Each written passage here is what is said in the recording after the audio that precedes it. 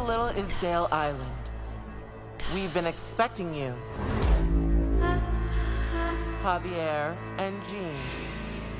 Nick and Kate. Stacy and Michael. Andy and Olivia. An unforgettable experience awaits. It's a little weird, but it's quite exciting.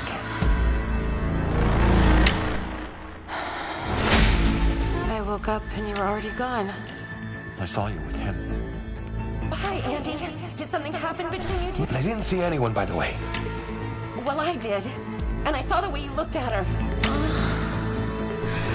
Who made this? My sister got through that door and nothing. Everything is as you say. And it's dangerous to go there alone. I've been through a lot. I only look fragile. If we were kids, I'm sure your parents wouldn't let you talk to me. I wouldn't listen.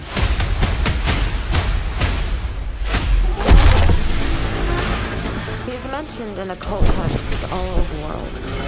In Europe, he was called the succubus. This demon can take anyone's form in order to awaken its victim's darkest vices. You think I'm crazy? Let's leave this place as fast as we can.